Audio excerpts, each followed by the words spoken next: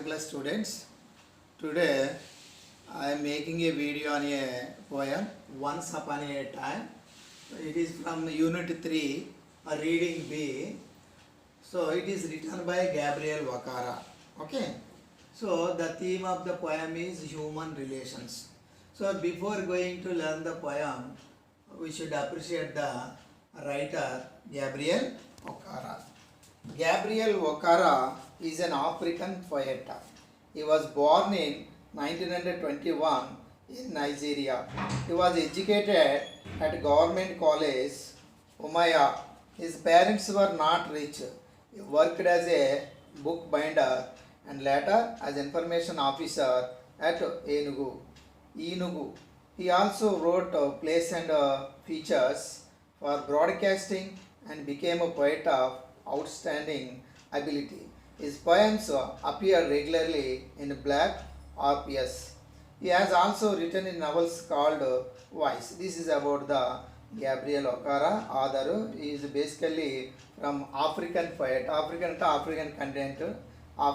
continent నల్లజాతీయుడు అనమాట. So మనం already Nigeria అనేది కంట్రీ అక్కడ.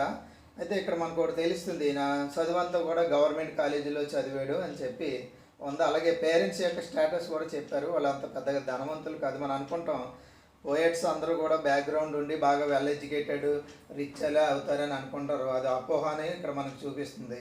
గ్యాబ్రియల్ వకారా గురించి మనం తెలుసుకుంటున్నాం. అలాగే ఈయన కూడా చాలా హార్డ్ వర్క్ చేశారు లైఫ్లో. మొదట తన కెరీర్ ఎలా స్టార్ట్ చేశాడు? బుక్ బైండర్గా స్టార్ట్ చేశాడు. తర్వాత ఒక ఇన్ఫర్మేషన్ ఆఫీసర్గా ఎదిగాడు. ఆ తర్వాత ఆయన ఈ యొక్క నాటకాలు, ప్లేస్ అంటే డ్రామాస్, అలాగే ఈ యొక్క పోయమ్స్ రాయడం మొదలుపెట్టాడు.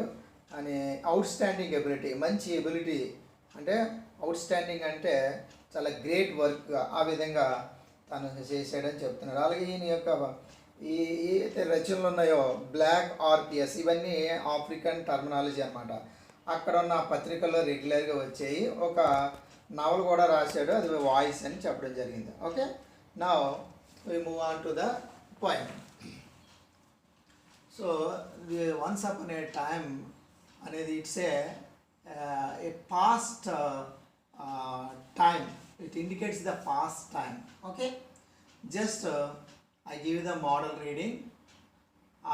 After taking the model reading, I explain the poem.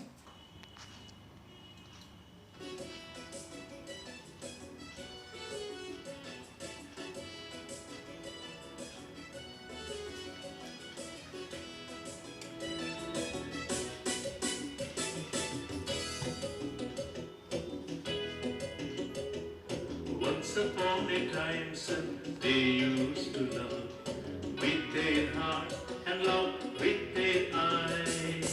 But now they only love with their teeth, while their eyes flock for I search behind my shadow.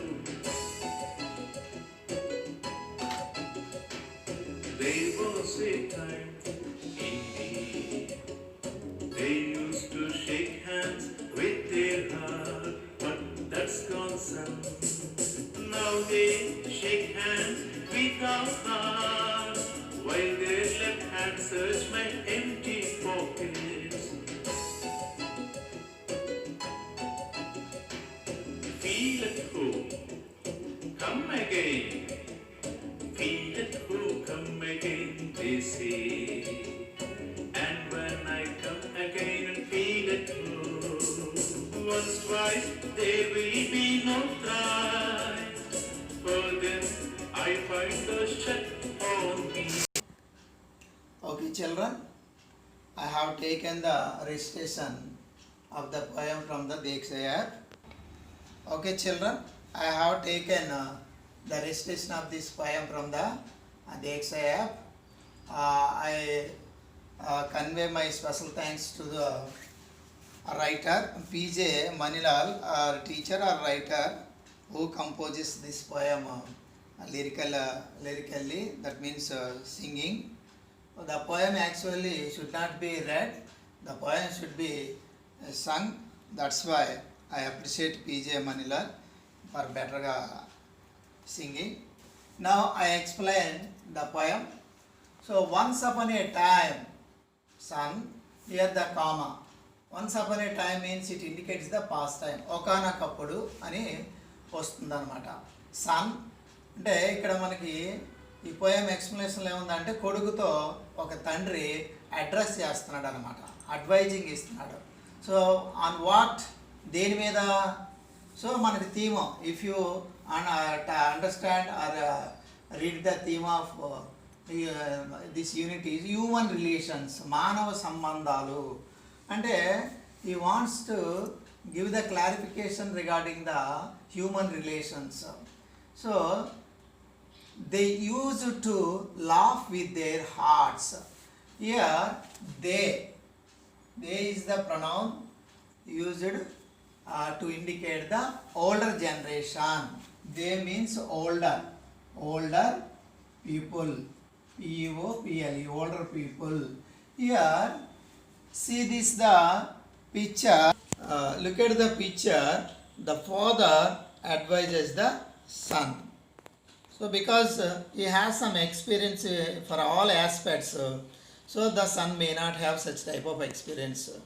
So whatever the content is here, the human relations, but the father advises to his son regarding the human relations. The people use laugh with their hearts. What does it mean? దీని అర్థం ఏంటి అంటే older people, older generation people వాళ్ళు చక్కగా వాళ్ళ మనుషులు చూసినప్పుడు చక్కగా నవ్వేవారు. అంటే it means the communication of the past people expresses very friendly, very genuinely.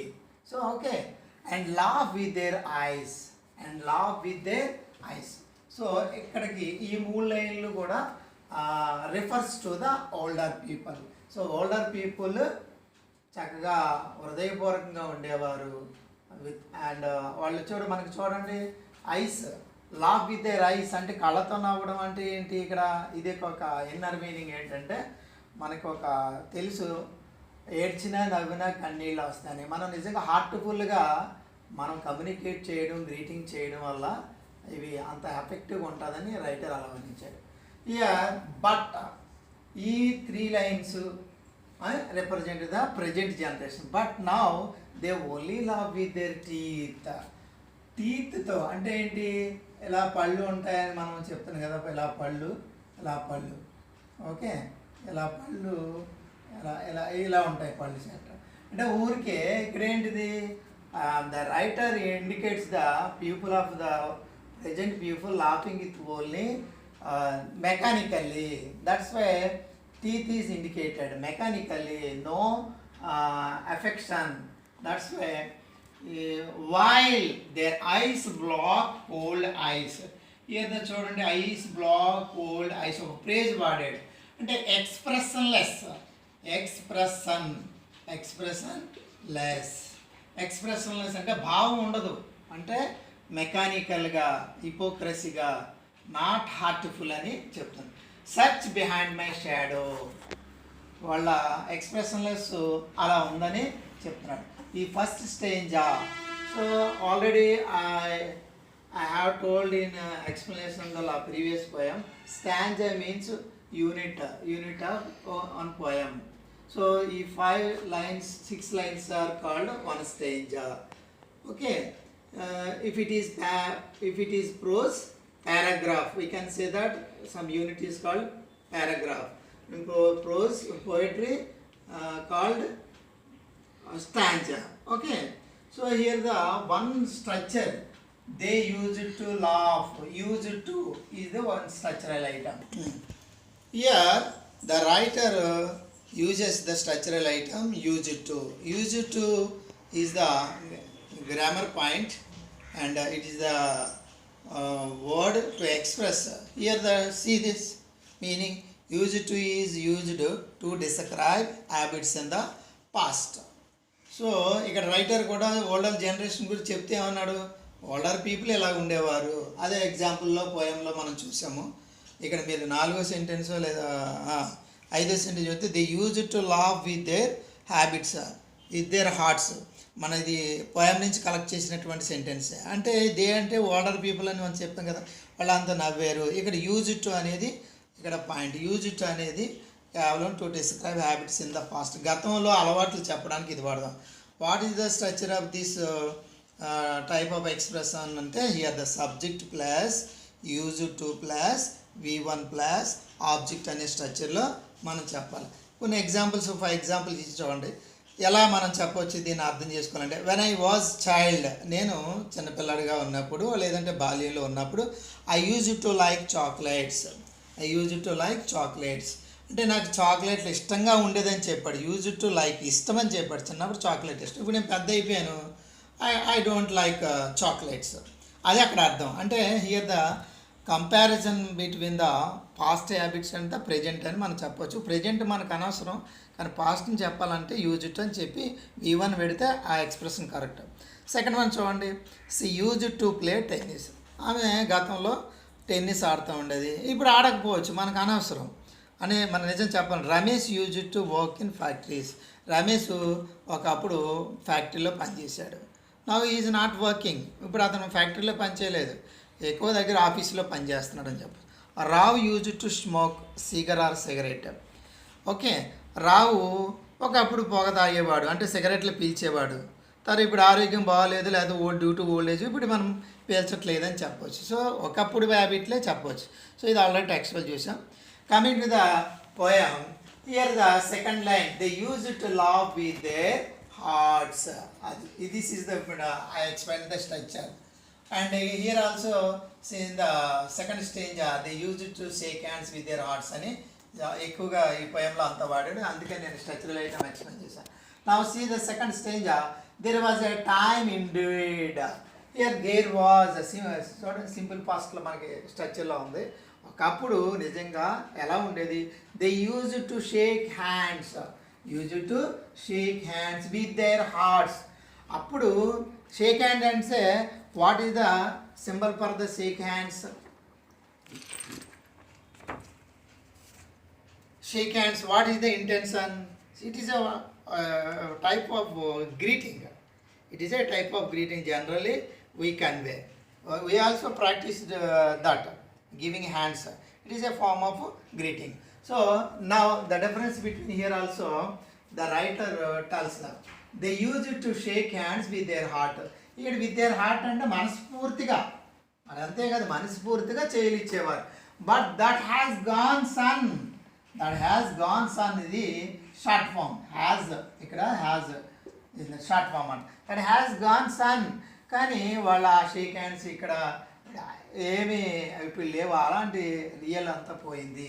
Year also 3 old చూపిస్తే ఇక్కడ చూడండి, నౌ ద ప్రజెంట్ జనరేషన్, ఈ 3 present generation. Now they shake hands without heart అంతే చెప్పాడు. ఇప్పుడు హృదయపూర్వకంగా కమ్యూనికేట్ చేయలేదు, చెప్పట్లేదని చెప్పింది. Why their left hand search my empty pocket. Why does the writer put the sentence? ఇప్పుడు ఏంటంటే స్నేహాలు కమ్యూనికేషన్లు అంతా కూడా with seeing the property, with seeing the money in the pocket. For example మన స్నేహితుల దగ్గర పాకెట్లో ఎత్తుగా ఉంటే వాడు పార్టీ ఇస్తాలని వాడు వెనకాల తిరిగే స్నేహాలే కానీ మంచివాడు, మంచి క్యారెక్టర్ ఉన్నవాడు, బాగా చదువువాడు వెనకాల తిరిగే వాళ్ళు తక్కువ. అంటే ప్రజెంట్ ఈ జనరేషన్లో దానికి మనం అట్రాక్ట్ అవుతున్నాము అని చెప్పి గ్యాబ్రియల్ అకారో చక్కగా రాశాడు. Coming to the third stage, feel at home come again. They say when I come again and feel. Year also ఈ 3 lines represent the past. Feel at home, మా ఇంటికి రండి అని ఆహ్వానించేవారు ఓల్డ్ పీపుల్. కమ్ అగైన్, మళ్ళా రండి. They say, year చూడండి, they old people, old generation represent old. They say, మా ఇంటికి రండి, మళ్ళా రండి. When I come again and I feel, నేను అలా వెళ్ళేవాడిని. చాలా మర్యాద చేసేవారు, చాలా బాగుండేది. అంటే it is indicated to show the older generations, the older communication, how the people treat in those days. That is the indication. At home, ఇప్పుడు ఈ 3 మనం చెప్పాలంటే మనం ప్రజెంట్ని ప్రతి స్టాంజలో కూడా 3 లైన్లు ఓల్డ్, 3 లైన్లు కింద చెప్పాలి. At home once, twice, there will be no thrice. అంటే ఇవి వన్స్ అంటే ఒకసారి, ట్వైస్ అంటే 2 సార్లు, థ్రైస్ అంటే 3 సార్లు. ఇప్పుడు ఎవరైనా పిలిస్తే ఒకసారి రెండోసారి. మరి మూడోసారి అయితే మాత్రం మరి వాళ్ళు పిలవరు. ఒకవేళ మనం వెళ్ళిన for then I find door shut on me, తలుపులు వేసేసుకుంటున్నారు. అలాంటి పరిస్థితుల్లో ఇప్పుడు ఉన్నారు. కానీ so this stanza or these lines represent no treatment for the people in good way. That is the indication of the this stanza. So రెండో సెగ్మెంట్గా మళ్ళీ రిమైనింగ్ మనం చేసుకుంది. ఎందుకంటే ఆల్రెడీ ఇందులో రైటర్ ఇంట్రడక్షన్ ఇచ్చాం, మనం యూజర్ స్ట్రక్చర్ ఇచ్చాం కాబట్టి అట్ ఏ టైం రాసి మనం డెవలప్ చేయలేం కాబట్టి దీన్ని 2 బిట్లుగా తీసుకున్నాను dear students. Okay, next we see the remaining stanzas. Okay, thank you.